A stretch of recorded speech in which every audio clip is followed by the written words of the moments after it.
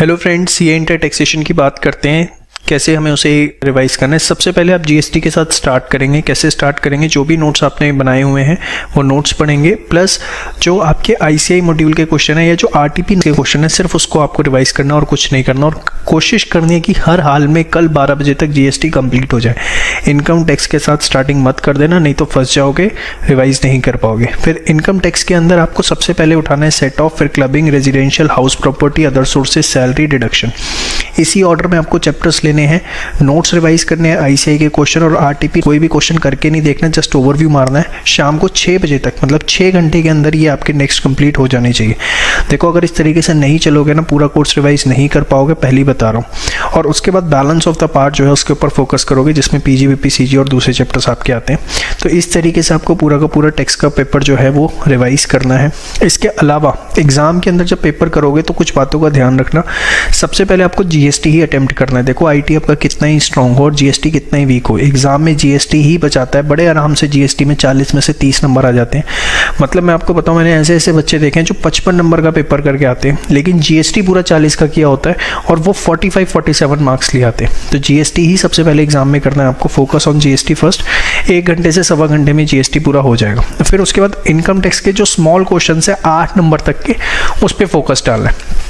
इससे क्या होता है, मोटा मोटा आपका 80 नंबर के आसपास का पेपर बड़ा अच्छा हो जाता है। 12 नंबर, 14 नंबर, 16 नंबर के क्वेश्चन में आईटी में एकदम हाथ मत मारना, सबसे एंड में डालना। रीज़न बीइंग, अगर उसमें हल्की सी भी कैलकुलेशन एरर हो जाए तो वो पूरे का पूरे टाइमिंग को कहीं ना कहीं डिस्टर्ब कर देती है और एंड में हमारा टैक्स का पेपर छूट जाता है। इसलिए कोशिश आपको करनी है पहले जीएसटी करें और टैक्स के छोटे क्वेश्चन जो 8-8 नंबर तक के हैं, 2, 4, 6, 8 नंबर तक के, उनको पहले करें। प्रॉपर एक्सप्लेनेशन जरूर लिखना, जो भी आपके पास एडजस्टमेंट्स में हैं, जो मैं आपको पूरे साल बताता आया हूँ कि प्रॉपर, मतलब जो भी ट्रीटमेंट आप कर रहे हो, सेक्शन नंबर कोड करने की ज़रूरत नहीं है, लेकिन एक्ट का नाम ज़रूर लिखना। और कोशिश होनी चाहिए कि 80+ का पेपर जो है आपका, वो जितनी जल्दी हो सके आपको ख़त्म करना। तो यहाँ मैं आपको बताना चाहूंगा कि हमारी एकेडमी ने सीए इंटर ग्रुप 1 टैक्सेशन का ये कोर्स के लिए फ्री कर दिया है। तो इन केस अगर आपको किसी भी टॉपिक में कोई डाउट है तो उसे आप हमारे वीडियो लेक्चर्स से गो थ्रू कर सकते हैं। और साथ में कोर्स के अंदर आपको मॉक टेस्ट पेपर्स और उनके सजेस्टेड आंसर्स भी प्रोवाइड किए गए हैं, तो आप उन्हें भी गो थ्रू कर सकते हैं। इसके अलावा बहुत सा वैल्यूएबल स्टडी मटेरियल भी आपको कोर्स के अंदर प्रोवाइड किया गया है।